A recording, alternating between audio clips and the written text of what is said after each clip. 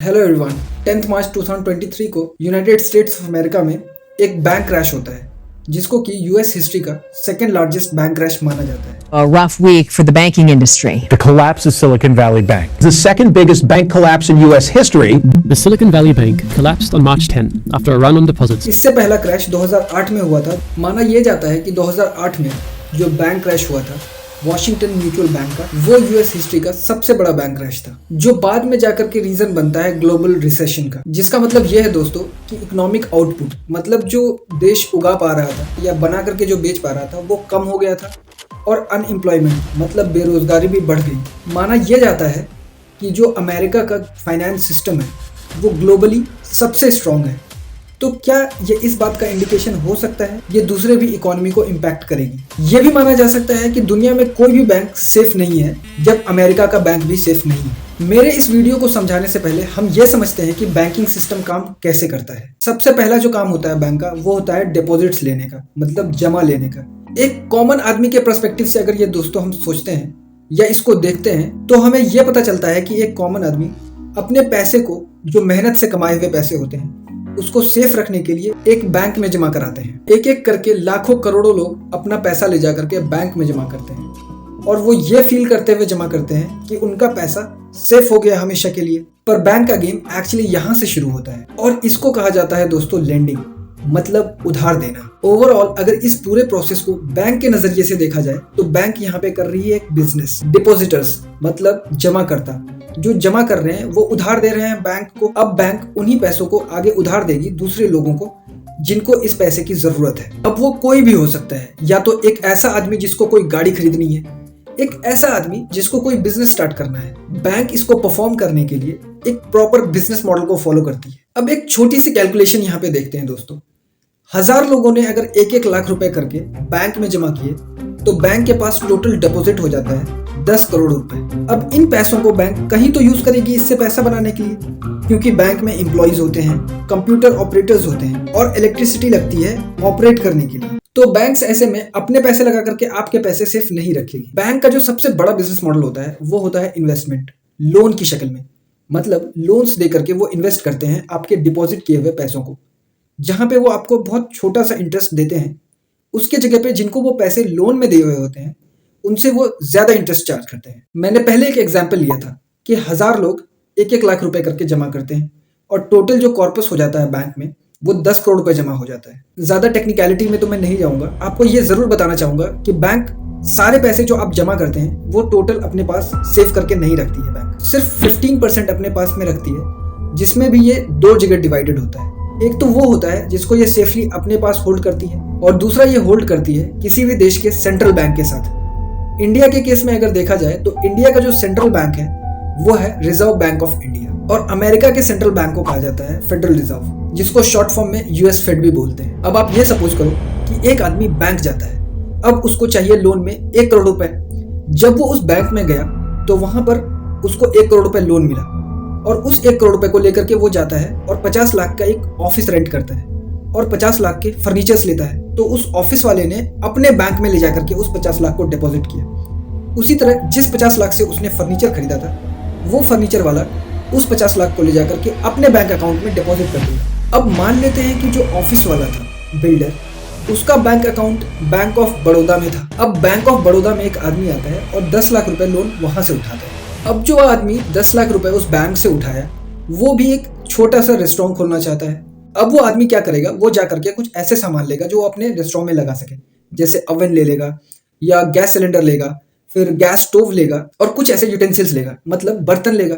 तो इन सभी चीजों को लेने में जो पैसा वो दुकानदार को चुकाएगा, अब वो दुकानदार उस पैसे को ले जाकर के किसी और बैंक में जमा करेगा, और हम ये मान लेते हैं कि उसके बैंक का नाम है पंजाब नेशनल बैंक। अगर आप इस पूरे प्रोसेस पे ध्यान दोगे तो आप एक्चुअली ये फील करोगे कि कोई भी बैंक पैसा अपने पास में रख नहीं रही है, वो इस पैसे को पूरे इकोनॉमी में, मतलब पूरे देश में सर्कुलेट कर रही है, और इस पूरे सर्कुलेशन के प्रोसेस में वो इसमें से इंटरेस्ट बना रही है और इसी में से वो पैसे कमा भी रही है। दूसरा और सबसे बड़ा तरीका बैंक के पैसे कमाने का है बॉन्ड्स को खरीदना, और बॉन्ड्स भी बैंक्स ऐसे खरीदती है जिसमें कि उसको रिस्क कम हो। तो ऐसे में बॉन्ड्स 2 टाइप के होते हैं, एक कॉर्पोरेट बॉन्ड होता है, एक गवर्नमेंट बॉन्ड होता है। कॉर्पोरेट बॉन्ड के कंपैरिजन में गवर्नमेंट बॉन्ड्स ज्यादा सेफ होते हैं, और रिटर्न्स भी इसके बहुत अच्छे होते हैं। उसके अलावा बहुत सारे बैंक्स गोल्ड में इन्वेस्ट करते हैं, मतलब सोने को खरीद करके रख लेते हैं।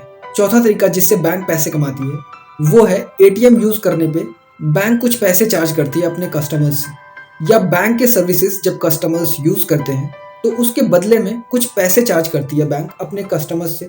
लेकिन एक क्वेश्चन यहाँ पे माइंड में ये उठता है कि जब बैंक आपके सारे पैसे को एक साथ सेफ नहीं रखती है और लोगों को अचानक से इसकी रिक्वायरमेंट हो जाए तो फिर बैंक के साथ क्या होगा। इसको समझने के लिए हम सिलिकॉन वैली बैंक के क्रैश को गहराई से समझेंगे। सिलिकॉन वैली बैंक 17 अक्टूबर 1983 में सेंटा क्लारा, जो कि कैलिफोर्निया में है, वहां पे स्टैब्लिश होती है, मतलब वहां पे इस बैंक की शुरुआत होती है। इस बैंक को शुरू करने का सबसे बड़ा रीजन होता है कि ये बैंक स्टार्टअप्स को सपोर्ट कर सके। स्टार्टअप्स वो कंपनीज होती हैं जो नई नई बनती हैं और अर्ली स्टेज में, मतलब शुरुआती दौर में जो स्टार्टअप्स होती हैं उनको हैवी लोन्स की रिक्वायरमेंट होती है, मतलब बड़े बड़े लोन्स की जरूरत होती है। बट होता यह है कि 1983 से 1985 के बीच सिलिकॉन वैली बैंक काफी हैवी लॉसेस को झेलती है, जो कि 1985 में $39,000 के लॉस पे रहती है। वहीं 1991 तक पहुंचते पहुंचते सिलिकॉन वैली बैंक $12.3 मिलियन पे बैठी हुई होती है प्रॉफिट। 1990s में सिलिकॉन वैली बैंक अपने पोर्टफोलियो को डाइवर्सिफाई कर लेती है, मतलब सिलिकॉन वैली बैंक अपने पैसे को अलग अलग जगह लगा देती है पैसे कमाने के, जिसमें कि इनका सबसे ज्यादा इन्वेस्टमेंट रियल एस्टेट में होता है 50% का। लेकिन 1992 में अमेरिका में रियल एस्टेट बिजनेस का क्रैश होता है और बैंक को 2.1 मिलियन का लॉस होता है। तो बैंक को यह समझ में आता है कि हमें अपने पोर्टफोलियो को और भी डाइवर्सिफाई करना पड़ेगा। आपने भी कई बार अपने दोस्तों से सुना होगा कि अगर तुम इन्वेस्टमेंट करते हो या तुमने पैसे कहीं लगा रखे हैं तो अलग अलग जगह अपने पैसे लगाओ, जिसमें कि तुम्हें रिस्क भी पैसे खोने के कम होंगे और चांसेस ये होंगे कि अगर तुम एक जगह से पैसे नहीं भी कमा पाओगे तो क्या पता तुम दूसरी जगह से पैसे कमा पाओ। 1992 से 2000 तक पहुंचते पहुंचते सिलिकॉन वैली बैंक जो है अपना पोर्टफोलियो रियल एस्टेट में 50% से घटा करके 10% पे ले आती है। 2000s में ऑलरेडी ये अपना इन्वेस्टमेंट 21st सेंचुरी स्टार्टअप्स में कर रही थी, जिसमें कि ये टेक्नोलॉजी बेस्ड स्टार्टअप्स में ज्यादा फोकस कर रही थी। 2015 तक पहुंचते पहुंचते ये 65% अपना इन्वेस्टमेंट जो है स्टार्टअप्स में करने लग गई। अगर गौर से देखा जाए दोस्तों तो ऑलमोस्ट 2 डेकेड्स तक, मतलब 20 साल तक ये स्पेसिफिकली टेक्नोलॉजी बेस्ड स्टार्टअप पे पूरा फोकस की हुई थी। इससे ये समझ में आता है कि सिलिकॉन वैली बैंक जो सर्विस दे रही थी उसके 3 कस्टमर्स में से 2 कस्टमर्स ऐसे होते थे जो स्टार्टअप से कनेक्ट करते थे। इससे इस बैंक को अलग पहचान मिल जाती है। साल होता है 2020। सस्ता इंटरनेट होने की वजह से लोग मोबाइल्स पे, लैपटॉप्स पे शिफ्ट हो जाते हैं। वेंचर कैपिटलिस्ट के लिए यहाँ पे एक अपॉर्चुनिटी दिखती है। वेंचर कैपिटलिस्ट वो होते हैं जो आने वाले बिजनेसेस में अपना पैसा लगाते हैं, जिसमें उन्हें ये लगता है कि आगे चल करके ये बिजनेस काफी ज्यादा बड़ी बनेगी या हमें ये प्रॉफिट देगी। 2021 में स्टार्टअप्स ने भरपूर पैसा उठाया मार्केट से। 2020 में जहां पूरे यूएसए में स्टार्टअप्स ने 166.6 बिलियन डॉलर्स उठाया था, 2021 में पहुंचते पहुंचते तक ये हो जाता है 329.9 बिलियन डॉलर्स। जैसा मैंने पहले भी बताया था दोस्तों कि सिलिकॉन वैली बैंक का जो प्रेफरेंस था वो था टेक्नो बेस्ड स्टार्टअप के लिए। तो ऐसे में जो टेक्नो बेस्ड स्टार्टअप्स हुआ करते थे वो बैंक्स में डिपॉजिट करना शुरू कर देते। न्यूयॉर्क टाइम्स के अकॉर्डिंग 2020 में जो सिलिकॉन वैली बैंक में डिपॉजिट्स थे वो थे 102 बिलियन डॉलर्स। वही डिपॉजिट्स 2021 तक 189.2 बिलियन डॉलर्स तक पहुंच जाता है। चूंकि मैंने आपको पहले ही बताया था कि ये जो टेक्नोलॉजी बेस्ड स्टार्टअप्स थे वो अपना पैसा सिलिकॉन वैली बैंक में बहुत सारा जमा कर दिया। अब जब बैंक के पास इतना सारा पैसा आ गया तो बैंक इसको तो रखती नहीं, इसको भी कहीं इन्वेस्ट करना था। तो ऐसे में सिलिकॉन वैली बैंक ने चूज किया बॉन्ड्स को, वो भी गवर्नमेंट बॉन्ड्स को, और इसमें इन्वेस्ट करना शुरू कर दिया। गवर्नमेंट बॉन्ड्स होता क्या है दोस्तों? तो गवर्नमेंट बॉन्ड बेसिकली एक टाइप का सर्टिफिकेट होता है। गवर्नमेंट इस सर्टिफिकेट को इशू करती है जिससे वो लोन लेती है। मान लो कुछ अमाउंट की जरूरत है गवर्नमेंट को, तो गवर्नमेंट जब उस अमाउंट को लेगी तो उसके ऊपर में गवर्नमेंट इंटरेस्ट देती है जिससे वो लोन लेती है। और गवर्नमेंट ये जो लोन लेती है वो फिक्स्ड टाइम पीरियड के लिए लेती है, मान लो 3 साल, 4 साल, 5 साल के लिए। सिलिकॉन वैली बैंक के केस में गवर्नमेंट बॉन्ड्स को खरीदना बैंक के लिए कम रिस्की लगता है। बैंक 21 बिलियन डॉलर्स का बॉन्ड खरीदती है गवर्नमेंट से, जिसका यील्ड रेट जो होता है, मतलब जो इंटरेस्ट रेट होता है वो होता है 1.76%। ये ऑलमोस्ट 3.5 साल के लिए होता है। वहीं 3 साल के बाद यूएसए का जो सेंट्रल बैंक होता है, मतलब यूएस फेड, वो इंटरेस्ट रेट को बढ़ा करके 4.7% कर देती है, जिससे सिलिकॉन वैली को 1.8 बिलियन डॉलर्स का घाटा हो जाता है। ये घाटा कैसे होता है, आइए अब हम इसको लॉजिकली समझने की कोशिश करते हैं। फॉर एग्जाम्पल, अमीन एक बैंक है। अब अमीन बैंक 1000 रुपए का बॉन्ड खरीदती है जिसका यील्ड रेट 10% होता है, और ये जो खरीदती है 5 साल के लिए बॉन्ड खरीदती है। हर साल जो अमीन को इंटरेस्ट मिलेगा वो 100 रुपए का मिलेगा। तो इस तरह से 5 साल में अमीन के इंटरेस्ट रेट हो जाते हैं 500 रुपये, और जो उसने प्रिंसिपल अमाउंट इन्वेस्ट किया हुआ था 1000 रुपये, इन दोनों को ऐड कर दिया जाता है तो अमीन को मिल जाता है 1500 रुपये। लेकिन यहाँ पे एक सबसे बड़ी प्रॉब्लम ये है कि ये चीज़ें अगर सब चीज़ सही से चल रही है, मतलब इकोनॉमी में सब चीज़ ठीक है, महंगाई नहीं बढ़ी है, तब ये चीज़ लॉजिकल है। लेकिन अचानक से इन्फ्लेशन बढ़ जाती है, तो ऐसे में गवर्नमेंट को रिक्वायरमेंट हो जाती है पैसे की। अब पैसे गवर्नमेंट के पास है नहीं। दूसरे केस में जो यूएस फेड है वो यील्ड रेट कर देती है 12%। अब यहाँ पे अमीन बैंक 1000 रुपए के बॉन्ड खरीदेगी गवर्नमेंट से, और ये बॉन्ड खरीदा जाएगा 5 साल के लिए। तो ऐसे में 5 साल के बाद इंटरेस्ट बनेगा अमीन बैंक को 600 रुपए का, और जो प्रिंसिपल अमाउंट 1000 रुपए का है वो इसके साथ जुड़ करके टोटल हो जाएगा 1600 रुपए। तो ऐसे में अगर ये देखा जाए तो अमीन बैंक को सेकेंड सिनेरियो में बॉन्ड्स को खरीदना फायदेमंद होता है। यहाँ पे एक बात तो क्लियर हो जाती है कि जो बॉन्ड की वैल्यू है और जो इंटरेस्ट रेट है ये दोनों ही आपस में इनवर्सली प्रोपोर्शनल है। मतलब अगर इंटरेस्ट रेट बढ़ेगा तो बॉन्ड की वैल्यू घटेगी, और अगर इंटरेस्ट रेट घटेगा तो बॉन्ड की वैल्यू बढ़ेगी। इस प्रोसेस को समझने के लिए हम यहाँ पे इस दोनों केसेस को इंटरचेंज कर देते हैं, मतलब आपस में बदल देते हैं। मान लो यूएस फेड 12% इंटरेस्ट रेट पे बॉन्ड्स इशू करना चाहती है, तो अमीन बैंक 1000 रुपए के बॉन्ड्स को खरीदेगी 5 साल के लिए। अब इसका जो इंटरेस्ट बनेगा 5 साल के बाद वो बनेगा 600 रुपए का। प्रिंसिपल अमाउंट 1000 रुपए तो है ही, तो ऐसे में जो टोटल वैल्यू बनती है अमीन बैंक के बॉन्ड्स की वो है 1600 रुपीज।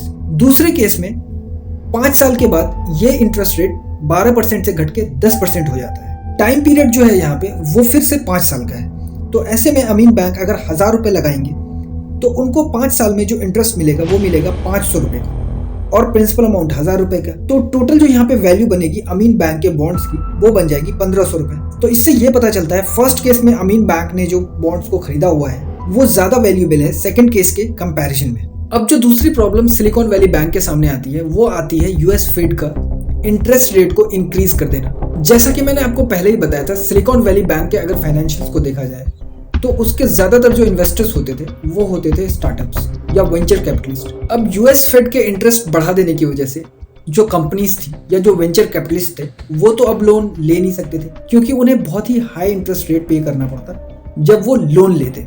तो ऐसे में जो उन्होंने पैसे डिपॉजिट किए थे सिलिकॉन वैली बैंक में, तो वहां पे जाकर के उस पैसे को निकालने की कोशिश करने लग जाते हैं। तो ऐसे में सिलिकॉन वैली बैंक ये करती है कि अपने जो 21 बिलियन डॉलर्स के बॉन्ड्स होते हैं उसको 1.8 बिलियन डॉलर्स के लॉस पे बेच करके अपने डिपॉजिटर्स को पैसे वापस देती है। जब बैंक्स अपने डिपॉजिटर्स को पैसे वापस देती है तो ऐसे में एक बात उठती है लोगों के बीच में कि बैंक इतने हैवी लॉसेस पे अपने बॉन्ड्स को आखिर बेच क्यों रही है, और ये बात आग की तरह अमेरिका में फैल जाती है। और अगले ही दिन 9 मार्च 2023 को इस बैंक का शेयर 60% से गिर जाता है। Stock's trying to bounce off the lows of the day, but the damage is done, and no stock has been hurt more than SVB Financial Group today. The share is plunging the most in more than 2 decades after the bank की value degrade होने की वजह से अचानक लोगों में एक panic हो जाता है और लोग अपने पैसे को निकालने के लिए बैंक की तरफ भागते हैं, क्योंकि लोगों को यह फील होने लग जाता है कि उनका जो पैसा डिपॉजिट किया हुआ है बैंक में वो बिल्कुल भी सेफ नहीं है। ऐसे में जो मेजॉरिटी डिपॉजिटर्स होते हैं, मतलब ज्यादातर लोग अपने पैसे को निकालने के लिए बैंक की तरफ जाते हैं, और इस पूरे सिचुएशन को कहा जाता है बैंक रन। जिस तरह के डेटा अवेलेबल हैं, आप जब इस पूरे सिनेरियो को क्लोजली देखोगे तो आपको ये पता चलेगा कि बैंक ने तो ना कोई फ्रॉड किया है, ना ही किसी तरह का कोई घोटाला किया है। तो फिर ऐसा हुआ क्यों? तो इसका एक ही रीजन देखने के लिए ये मिलता है कि जो कंपनी के बड़े बड़े ऑफिशियल्स थे उन्होंने कोई एक बैड डिसीजन लिया होगा उस टाइम पे जब इन्होंने इन्वेस्टमेंट किया होगा। इसका दूसरा मेन रीजन जो यहाँ पे पता चल रहा है दोस्तों, वो है यूएस फेड का इंटरेस्ट रेट का बढ़ा देना। 2020-21 में लगातार इन्फ्लेशन यूएस मार्केट्स में बढ़ रही थी। ये इन्फ्लेशन यूएस मार्केट में 2021 तक 4.70% तक पहुंच जाती है। इंटरेस्ट रेट का बढ़ना या घटना इन्फ्लेशन के कंपैरिजन में आम बात है। तो ऐसे में एक क्वेश्चन उठता है कि डिपॉजिटर्स ने जो पैसे जमा किए हुए हैं सिलिकॉन वैली बैंक में वो कितना सेफ है? तो इसका आंसर है इंश्योर्ड मनी। किसी भी कंट्री में जब किसी तरह का बैंक रन होता है तो उस कंट्री की गवर्नमेंट एक फिक्स अमाउंट को इंश्योर करके रखती है। मतलब आपके पैसे चाहे कितना भी हो, उसमें से एक फिक्स्ड अमाउंट का इंश्योरेंस गवर्नमेंट की हुई होती है। यूएस के केस में अगर देखा जाए तो यूएस की जो गवर्नमेंट है वो $2.5 लाख तक इंश्योर करके रखती है। वहीं इंडिया के केस में अगर देखा जाए तो इंडिया में 5 लाख रुपए तक इंश्योर की हुई है इंडियन गवर्नमेंट ने। लेकिन सिलिकॉन वैली बैंक का जो टोटल एसेट्स है वो $209 बिलियन है, तो उसके कंपैरिजन में पर पर्सन $2.5 लाख का इंश्योर होना कुछ भी नहीं है। और सिलिकॉन वैली बैंक के केस में 89% जो पैसे थे वो अनइंश्योर्ड थे। तो ऐसे में कैलिफोर्निया के जो फाइनेंशियल रेगुलेटर्स होते हैं वो एसवीबी के पास में जाते हैं। सिलिकॉन वैली बैंक यहाँ पे करती ये है कि वो अपना जो रिसीवरशिप है वो FDIC को दे देती है। जिस टाइम पे receivership federal deposit insurance corporation को मिलती है, उस टाइम पे total assets silicon valley bank की होती है $209 बिलियन, जिसमें कि $175.4 बिलियन सिर्फ डिपॉजिट्स के फॉर्म में होते हैं। यहाँ पे इस बैंक का पूरा गेम चेंज होता है और इसको एक न्यू एंटिटी बनाई जाती है जिसका नाम रखा जाता है national bank of Santa Clara. अब सिलिकॉन वैली बैंक के इमेज और गुडविल दोनों पे ही काफी असर पड़ा है, तो ऐसे में सिलिकॉन वैली बैंक को मर्ज करने के लिए एक दूसरा बैंक ढूंढा जा रहा है। इस पूरे इंसिडेंट होने की वजह से यूएस के मेजर बैंक्स पे काफी असर देखने के लिए मिला है। अब आगे ये देखना है कि क्या इसकी वजह से इंडियन बैंक्स को भी कोई असर पड़ता है या फिर नहीं पड़ता है। अगर आप यहाँ तक आ गए हैं और अगर आपको वीडियो अच्छी लगी है तो प्लीज आप इस चैनल को सब्सक्राइब करें। Thank you and thank you so much.